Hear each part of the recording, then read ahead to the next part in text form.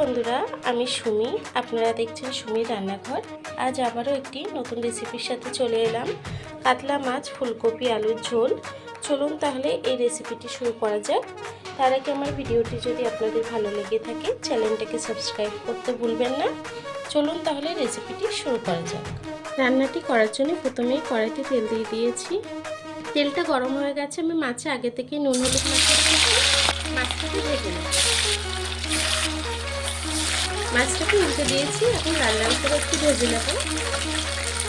মাছটা ভাজা হয়ে গেছে, মাছটাকে তুলে নেব। বাকি মাছটাকে একইভাবে ভেজে নেব। মাছটা ভাজা হয়ে গেছে, ওই তেলেই আমি আলুটাকে ভেজে নেব।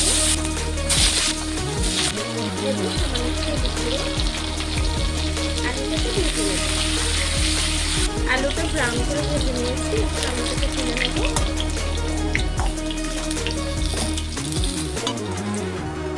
এই তেলের মধ্যে ফুলকপিটাকেও ভেজে দেব। সামান্য একটু হলুদ গুঁড়ো, ফুলকপিটাকেও ভেজে নেব।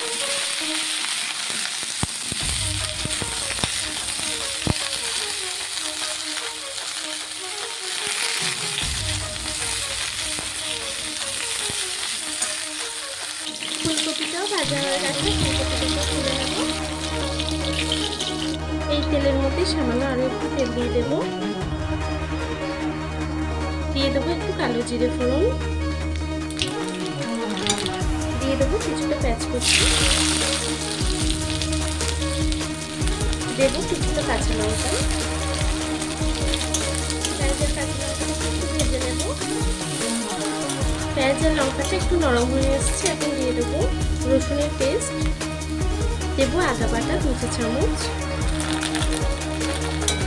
আদা রসুনের কাঁচা গন্ধটা আদা রসুনের কাঁচা গন্ধটা চলে গেছে, এখন দিয়ে দেবো টমেটো। আমি একটা মিডিয়াম সাইজের টমেটো কুচি করে দিয়ে দিয়েছি। এখন গুঁড়ো মশলাটা অ্যাড করব। দিয়ে দেবো সামান্য একটু জল।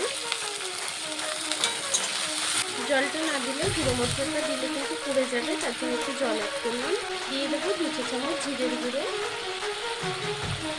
দেবো 1 চা চামচ ধনে গুঁড়ো, দেবো 1.5 চা চামচ হলুদ গুঁড়ো,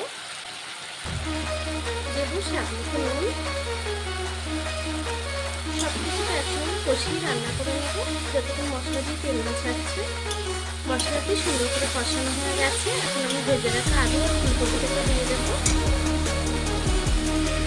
আলু আর ফুলকপিটাকে দিয়ে একটু রান্না করে নেব।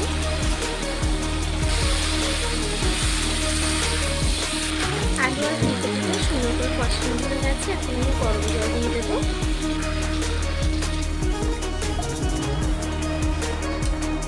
জলটাকে দিয়ে তরকারিটা একটু নেড়ে ছেড়ে আমি তরকারিটাকে রান্না করে নেব। তরকারির ঝোলটা ফুটে গেছে, আলু টালু আগে থেকেই ভাজা, তার জন্য বেশিক্ষণ কিন্তু লাগবে না তরকারিটি রান্না হতে। এখন আমি ভেজে রাখা মাছটি দিয়ে দেব।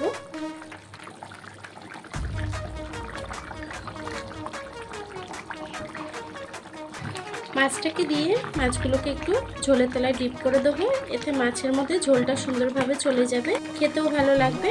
এখন তরকারিটাকে আমি আরও কিছুক্ষণ রান্না করে নেব। দেখুন বন্ধুরা, আমার তরকারিটা কিন্তু হয়ে গেছে, আলুটাও খুব সুন্দরভাবে গলে গেছে। এখন আমি গ্যাসটাকে বন্ধ করে দেব। তরকারিটিকে এখন নামিয়ে নেব।